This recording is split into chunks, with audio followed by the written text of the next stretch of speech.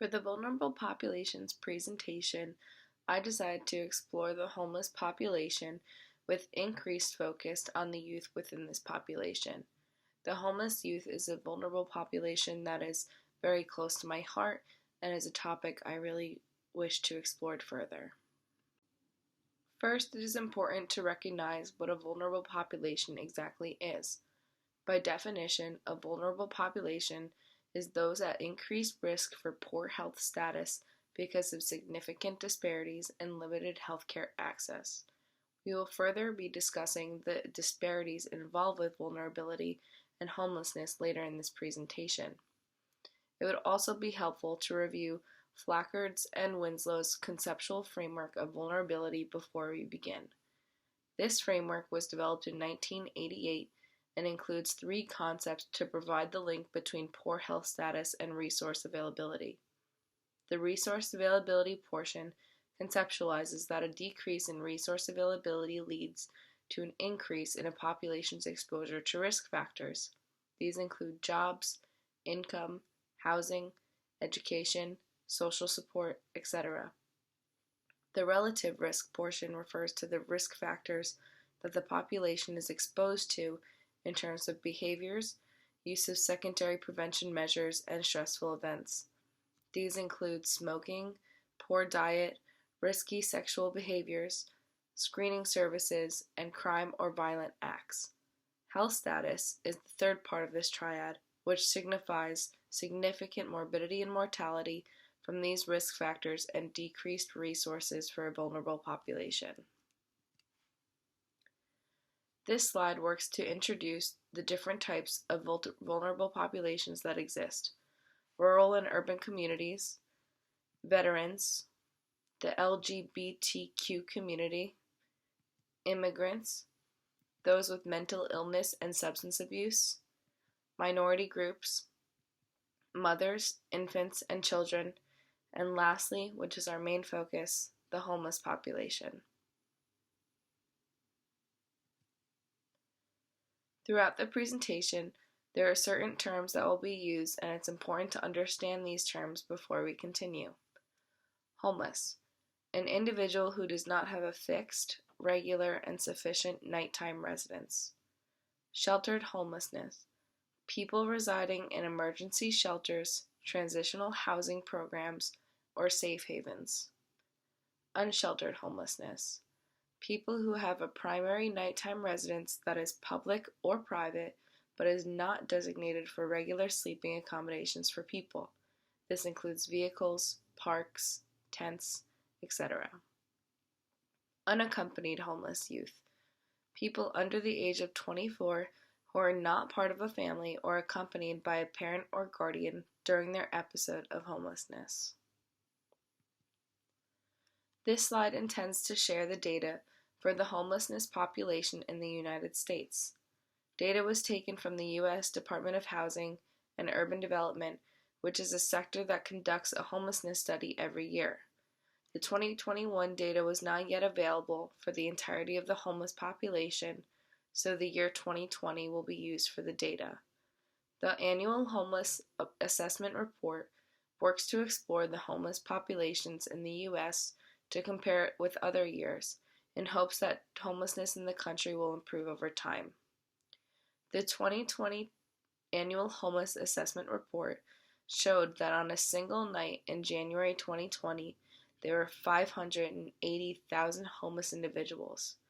61% of these persons were considered sheltered, residing in a community shelter or given place for homeless populations like safe havens. 39% of these individuals were not sheltered, which means sleeping in an irregular place not designated for people. Out of these 580,000 individuals, 34,000 individuals were unaccompanied youth, with 90% of these people between the ages of only 18 and 24. The data provided showed a 2% increase in nationwide homelessness from the previous year, 2019.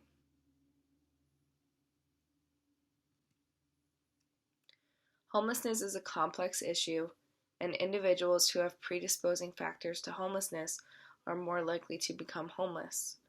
These include poverty, lack of affordable housing and affordable health care, unemployment, domestic violence, mental illness, substance use and addiction disorders, and those affected by natural disasters.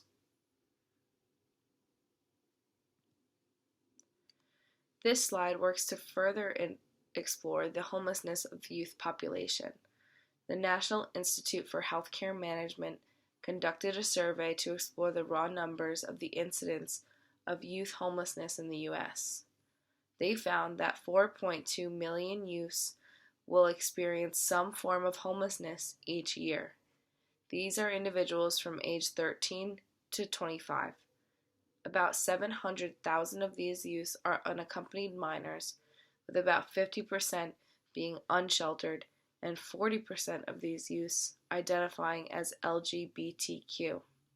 Their survey concluded that the LGBTQ youths are at the most risk for homelessness.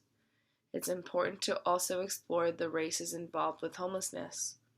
47.8% are white, 34.8% are African American, 10.5% identified as mixed race, 4% being Native American, 1.4% as Asian, and 1.4% as Pacific Islander. Causes of youth homelessness also need to be explored to understand what interventions can be considered. The major cause of youth homelessness is family poverty and conflicts. These include family housing insecurities, troubled relationships with parents or step-parents, foster care, sexual orientation, sexual activity, school-related problems, youth pregnancy, substance abuse in the home, and mental health disorders. About 5,000 unaccompanied youth who experience homelessness die each year due to assault, illness, or suicide.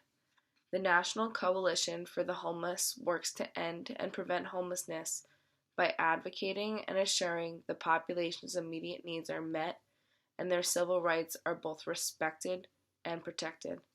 According to their research on youth homelessness, there are significant complications associated with unaccompanied youth homelessness. A homeless youth is more likely to suffer from chronic health conditions than one of their peers who are not homeless. These include asthma and other pulmonary diseases, high blood pressure, communicable diseases such as tuberculosis, diabetes, hepatitis, and HIV/AIDS. These individuals are also more likely to suffer from mental health disorders. Many experience anxiety disorders.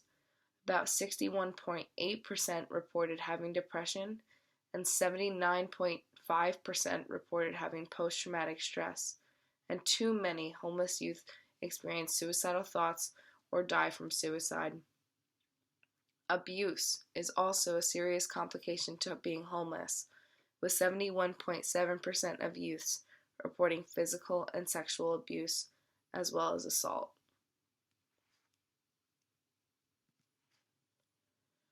The scope of the homelessness problem is difficult to quantify, mainly because homelessness is a temporary condition and estimating the number of people who are homeless is rather impossible. Point in time, or PIT counts, are more useful to gauge the number of people who have experienced homelessness over a longer period of time. The Department of Housing and Urban Development conducts PIT counts for 1 year at a time. The number of homelessness people will never be 100% accurate because of those homeless individuals who are considered hidden and difficult to reach. Limited resources for collecting data on the homeless population make it difficult to locate and account for all homeless people.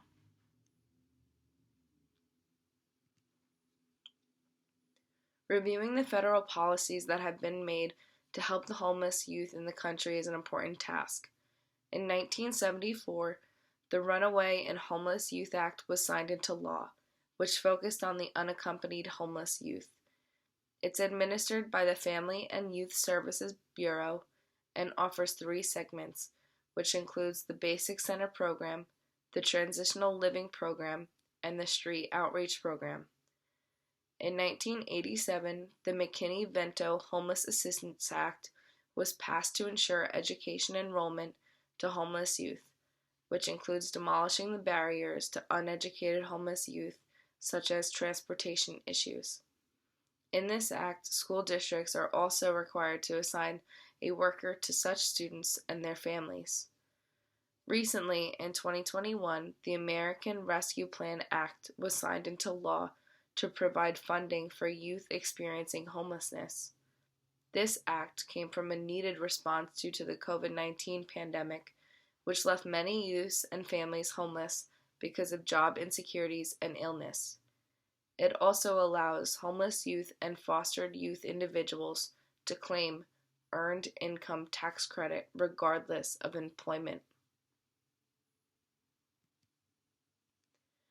Before moving on to the next slide, which addresses the public health nurse's role in response to homelessness, it's important to understand the core public health functions, which are assessment, policy development, and assurance. Assessment is the systematic collection, assembly, analysis, and dissemination of information about the health of a community. The nurse works to gather and analyze information to better serve the population's needs. Policy development is creating comprehensive public health policies to recommend program development and developing standards for client care. Assurance is pledging to help ensure actions and services are provided by engaging with others. The nurse can work to provide direct services, collaborate with community leaders, and participate in outcomes research. This slide aims to point out different roles the public health nurse can play in response to the homeless youth community. The public health nurse can provide such care to the homeless in a range of different settings. These include shelters, soup kitchens, clinics and community centers, faith communities such as churches and mosques, social service agencies, and even the streets. The nurse must also work to build relationships with these individuals. This includes establishing trust and building rapport for a firm foundation of care.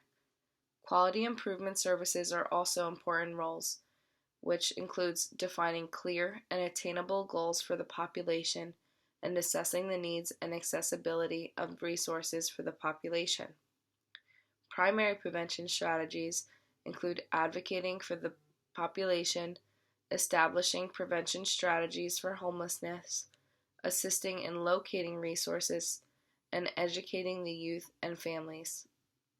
Secondary prevention strategies include assessing the needs and identifying barriers, as well as performing screening programs for early detection and treatment of illness. Tertiary prevention strategies include the treatment of chronic health conditions to decrease the morbidity and mortality of the population, as well as providing counseling and supportive services. And these are my references. I hope you enjoyed my presentation. Thanks so much.